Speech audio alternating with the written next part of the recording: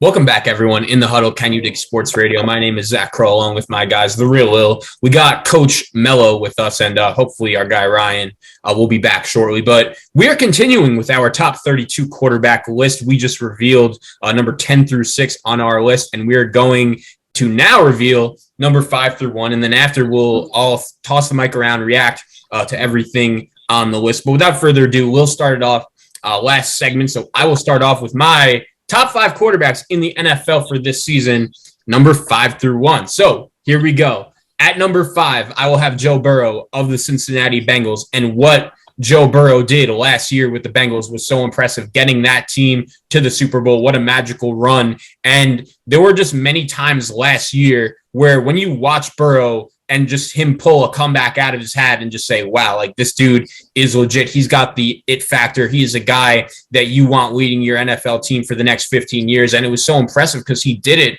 off a torn ACL in a place, Cincinnati, that hasn't really done a lot of winning in the last few years. And for me, that's when I could look at a quarterback and say, okay, that's really impressive. When your team is just in a bad spot and you get there right away and immediately your presence just turns them around. And the chemistry he has going on with Jamar Chase is just unbeatable. One of the best wide receivers in the NFL already after just one season. And there are very few things I could say badly about Joe Burrow, a guy that is an elite quarterback. I will have him at number 5. At number 4 for me, I will have Josh Allen of the Buffalo Bills. And I think when it comes to Josh Allen, every time we talk about him here on this show, I always say the improvement that he's made from when he first got into the league to now is just second to none. And I think the situation he was in has a lot to do with that, but also the physical attributes, one of the best arms in the league, and it's translated to winning another playoff game last year, blowing out New England. That game was really over before it even started. And now Buffalo, according to a lot of people, including Vegas, are going to enter this year as the Super Bowl favorites in the NFL. And Josh Allen is a big reason why that playoff game with Kansas City is going to go down in history as one of the better playoff games we've seen. And I think that game in particular has caused a lot of NFL GMs this offseason reacting, bringing in that top-notch guy at the quarterback position and doing whatever you can to bring that guy in and win. And I think Buffalo developing and drafting Josh Allen, the situation improves as he gets better and as he's ready. And they bring in Stephon Diggs. That move, in my opinion, isn't talked about enough in terms of how much it changed everything going on in Buffalo. It'll be interesting to see what he'll do this season without Brian Daboll. But yeah, he's a stud with Sean McDermott over there in Buffalo. I'll have him at number 4. I will have Aaron Rodgers at number 3. And once again, like, this guy's won the last 2 MVPs. We've already spoken about him a lot on this show, but he is if not the best quarterback in the league. I know the playoff disappointments have been there, and there's going to be a big adjustment without Devontae Adams. But this guy, he's just played elite football over the last 2 years, and Matt LaFleur has done a great job getting on the same page with him. It was clear for a while that Aaron Rodgers and Mike McCarthy, time was just running out. It's ran its course there in Green Bay. And I think that hire, bringing in LaFleur, bringing in a new leader, a new face, was a little bit of fresh air for Aaron Rodgers and the Packers in those 3 years since LaFleur's gotten there, have been in the regular season one of the best teams in football. The NFC also is, there are 2-3 good teams at the top, but it's a down conference right now. Green Bay doesn't really have any real threats in that NFC North. And when it comes to Aaron Rodgers, I still believe he is one of those players where as long as you have him, you're going to have a chance to win more games than not. And I'm a Matt LaFleur believer. Green Bay, Aaron Jones is going to have an even bigger role. A.J. Dillon, they still got some weapons over there. I'll have Aaron Rodgers at number 3. At number 2, I will have Tom Brady of the Tampa Bay Buccaneers. And for me, it's crazy because it looked like at one point earlier this offseason that Tom Brady's football career was over. We remember he retires, but he comes out of retirement shortly after. And for me, when it comes to Tom Brady this season, it is really the first time in his career where it just seems like all of his focus isn't necessarily on football. And I'm sure he's still going to be that same stone cold killer when it gets to him getting back on the field and being one of the best quarterbacks in the league. But I'm just curious to see how he reacts, knowing that there's a likely chance that he could be the quarterback of the Miami Dolphins next season, knowing that he didn't necessarily want to be in Tampa Bay this season. He could have easily been the quarterback of the Dolphins. And it's been a great 2-year run for Brady since he's arrived in Tampa Bay. But I'm curious to see what happens with Tampa Bay this year. First year head coach in Todd Bowles as well. But I will have Tom Brady at number 2. And at number 1 on my list, I will have Patrick Mahomes of the Kansas City Chiefs. I think this guy's the best quarterback in football when it comes to his talent, the amount he's won, especially coming in right away. And since then, Kansas City has not looked back. And I know, similar to Aaron Rodgers, a lot of people are going to wonder, what is Patrick Mahomes going to do without Tyreek Hill this season? And I'm sure it might take him a little bit of time to adjust, but I do think at the end of the day, Kansas City is going to be right there with Andy Reid and Patrick Mahomes. That's the most dangerous combination in football, with an elite talent combined with an elite coach in Andy Reid. I believe Mahomes is one of those guys where as long as you have him, he's going to have the ability to make others around him better. So I'll have him at number 1. To recap, 5 through 1, I'll have Joe Burrow at number 5, Josh Allen at number 4, Aaron Rodgers at number 3, Tom Brady at number 2, and Patrick Mahomes at number 1. Will, I'll throw it over to you to reveal the final 5 quarterbacks on your list. At number 5, damn, it was tough. I wanted to make a last-minute substitution, but you know what? Once again, I'm going to say it with my chest. I'm going Patty Mahomes at number 5 as my number 5 quarterback. You know, a lot of people ask me, Lil, are you worried about Patrick Mahomes this season with the loss of Tyreek Hill? And I always tell him, yes and no. Yes, because, well, first of all, no, because Patrick Mahomes is Patty Mahomes, bro. He has God-gifted abilities that you can't coach. You can't coach a guy throwing sidearm. You can't coach a guy having 60, 70 yards of a cannon of an arm. You can't coach that. And yet you can't coach a guy bursting onto the scene and taking the league by storm, which Patrick Mahomes has done and made 4 straight AFC championship games, winning 1 Super Bowl out the 4. But yes, I am a little bit concerned in the sense that when you miss Tyreek Hill, now you're not going to have a guy that can turn 5 into 50, right? You're not going to have that ability no more. Like, yes, you can regroup, retool. You have MVS, who's going to be a very, very integral part of that offense.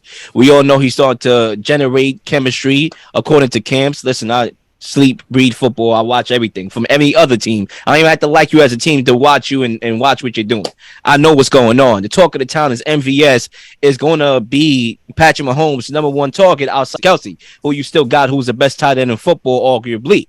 So you're still going to have success. But that 5 into 50, that decoy offensively, where you have to drop back and play too high safety, allowing other things to open up and allowing Mahomes to literally slow beat you by running for the first down, that's not going to be there no more. So now we can turn our attention to Kelsey and let Juju make it do what it do and let other guys do what it do. So I think missing that 5 into 50 yardage that Tyreek Hill presents, and you ask any defensive coordinator, who are they up at night for?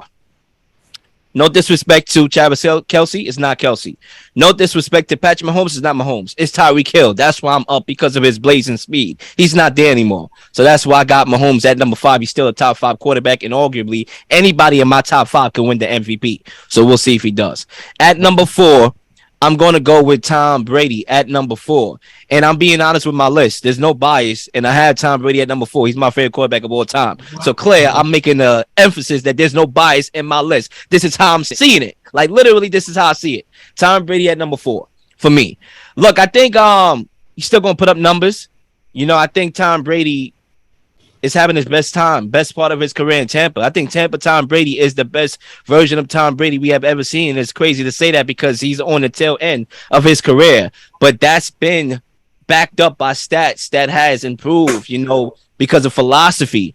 And just like Lamar Jackson, and I know I don't want to bring up Lamar Jackson here, but I'm going to do it anyway. You know, one of the points that Coach made was, you know, the fact that he's ran, like you run him into the ground, by the time he gets to 30, he's not going to have the career that my guy Tom Brady had. Tom Brady has always been protected from a good offensive line, and he never got hit. So that always plays into your longevity, along with eating healthy and things of that nature. TB12, we get it. So that's my concern with Lamar and why Tom Brady has always been here, and his longevity has been second to none. And I think it's going to be very interesting. Bruce Arians is gone. You got Todd Bowles there as a coach. We all know the Jets stint didn't work. That was a little shit show over there. But, I still think he's a good coach, and I think he will have that defensive playing. And I think Tom Brady and Brian Leftwich, that tandem right there, will have the offense running. Now they don't got to worry about somebody Xing out their plays that they draw up together. They can do what the hell they want to do. They could throw a Hail Mary on first down if they want to, for crying out loud. They got all the freedom to do what they want. And Chris Godwin looks like he's going to be on track to come back week 1. You still got Mike Evans, who actually is really, really reliable, from an every down perspective. And you got Russell Gage. So I'm engaged. But also, not to mention, the loss of Gronkowski. A lot of people has also asked me that, Lil, how's that loss of Rob going to affect in this offense, and can that hinder their championship aspirations?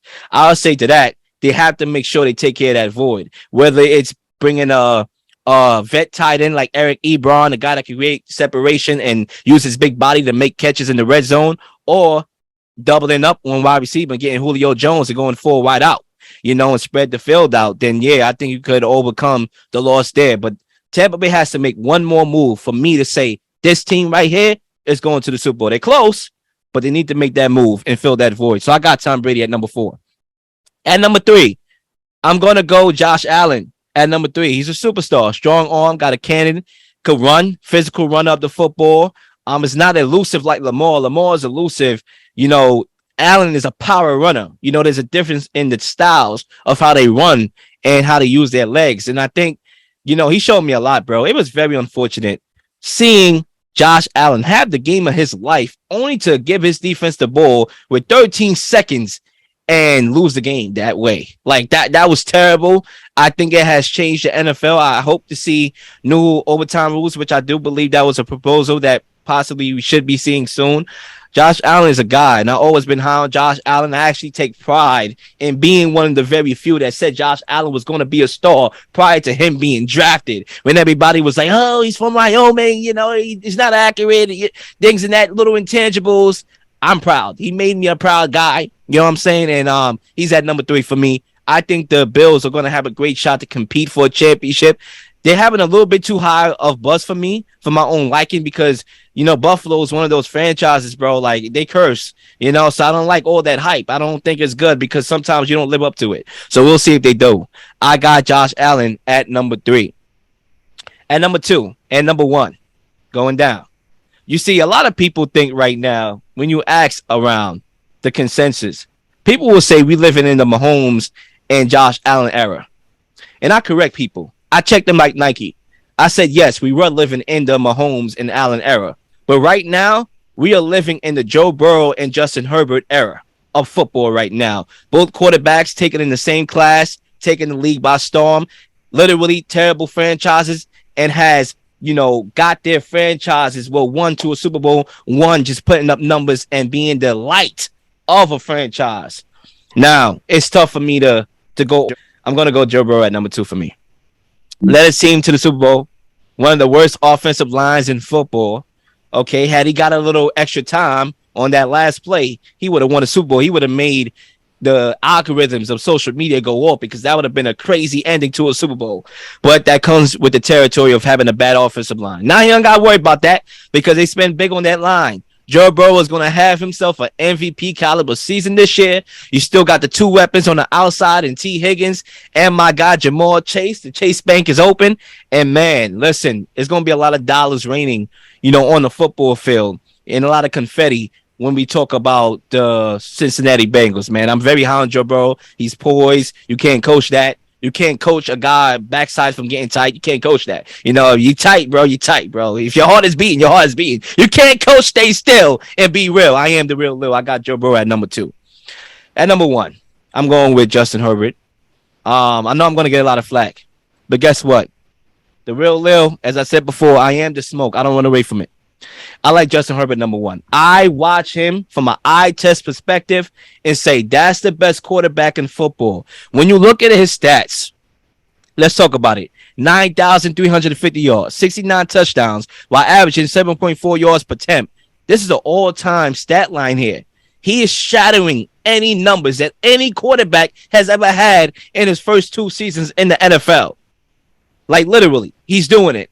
And yes, he's playing for the Chargers. I get it. He hasn't made the playoffs yet. How can he be so high? Well, guess what? If I was going to have him in the top 5 for the same reason, might as well put him at number 1, right? Literally. Like, why is he top 5? If we're going to use that against him, might as well put him number 1. Because when I look at him, I see the best quarterback in football. Not to mention that the Chargers have a pretty good team this year that I'm projecting to make the playoffs this year with a stout defense. Yes, the paper look a little too good for me, a little too good on the paper.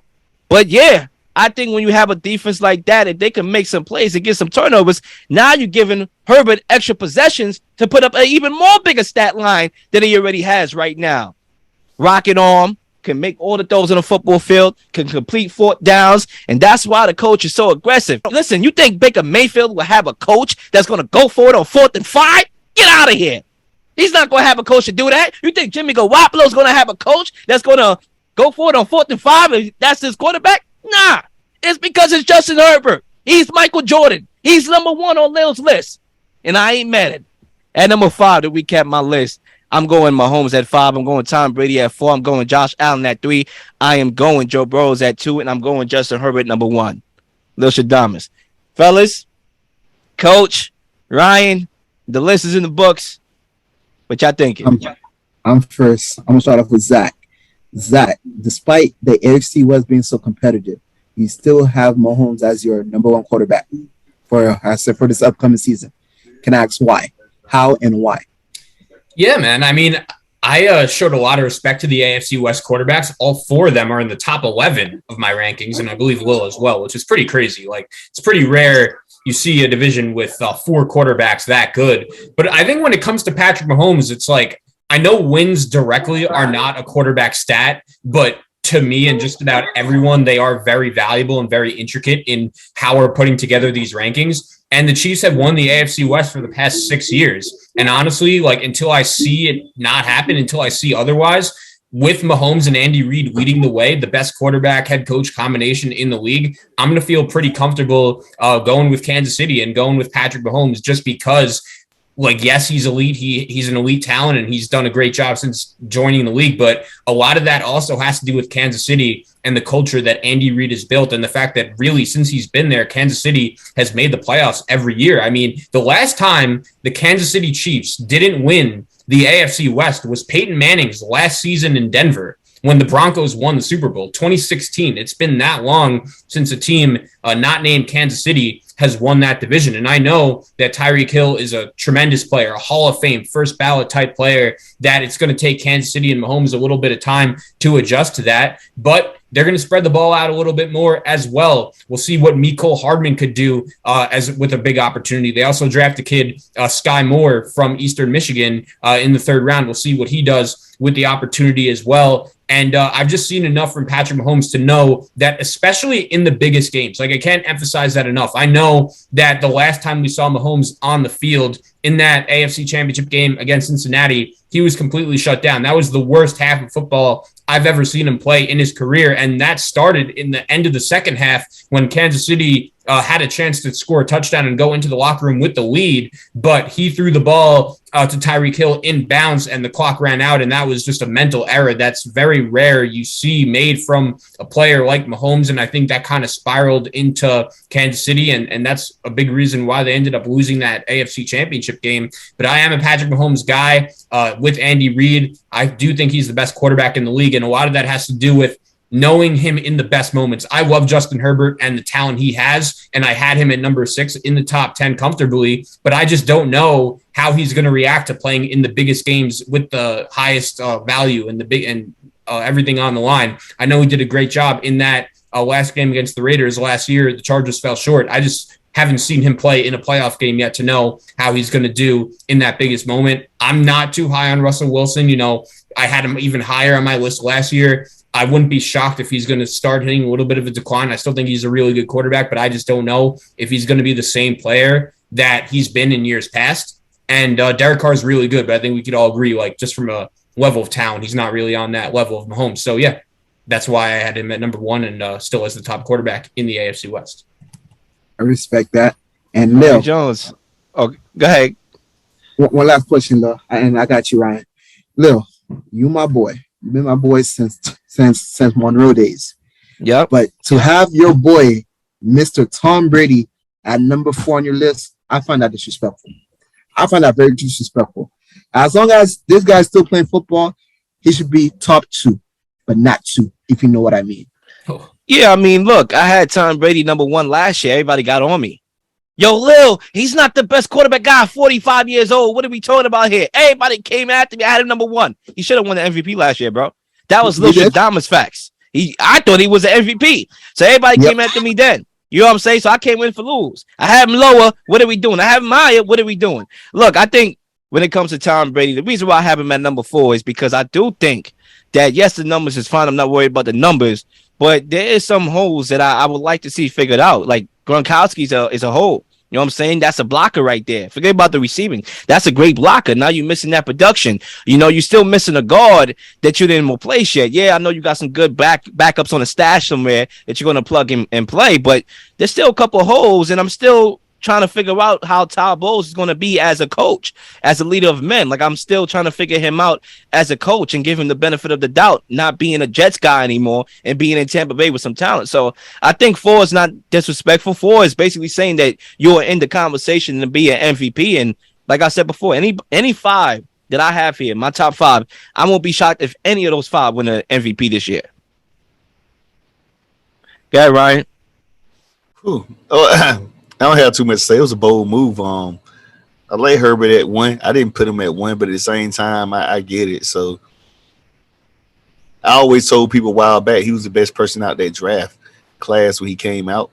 I told people that everybody was laughing and joking because he didn't get picked first in that class.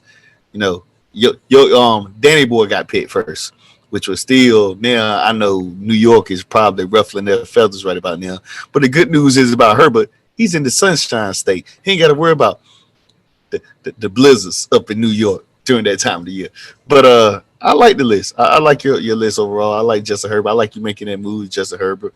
Again, he wasn't number 1 for me, but at the same time, I wouldn't argue with it. I like it. I like it. It's a lot different from what anybody else said. It's probably a spoiler alert. A lot of people probably didn't use probably didn't think about Justin Herbert number 1. I'm pretty sure on anybody's list, nobody probably picked Justin Herbert as number 1 quarterback coming out class, but outside of that, I like it.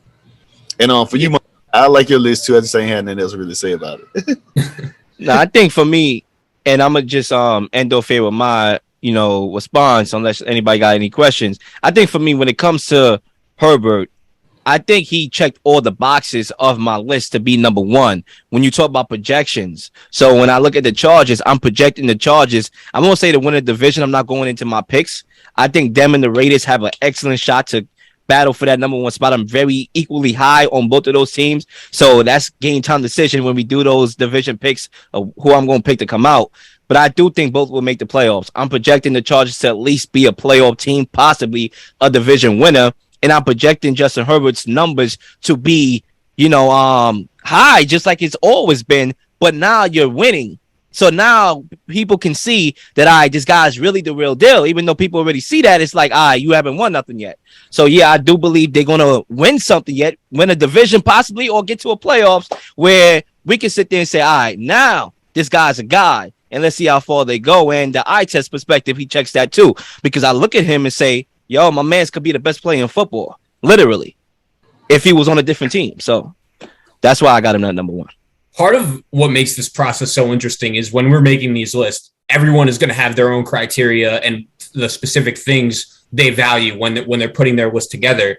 But for me, like, a big part of my list is like when your back is against the wall, when your team needs you the most, like how are you going to do? Are you going to be able to come through and deliver? And like for me, I like Justin Herbert. And again, like it's very rare for me to put someone with a career under 500 record that has never made the playoffs, who's never even played in a playoff game, having him at number 6, that's pretty rare for me. But I'm interested, like, wow, having him over a guy like Tom Brady, who we've seen, all him do all the winning in the world, even having him over a guy like Joe Burrow. I had Burrow 1 spot higher just because I've seen him deal with adversity and get his team to the Super Bowl. And Herbert, like, I'm not a Brandon Staley guy, and I think he led the Chargers to a decent season. But like, again, like it's not, my argument in my list is not all resume. Like I'm not saying like I had those guys over Herbert just because like they did it. But when, all these guys are so good and it's so close that it's hard to find that determining factor, that what you really value. So for me, that was it. So when you're putting Herbert over a guy like Brady, even over a guy like Rodgers, like, wow,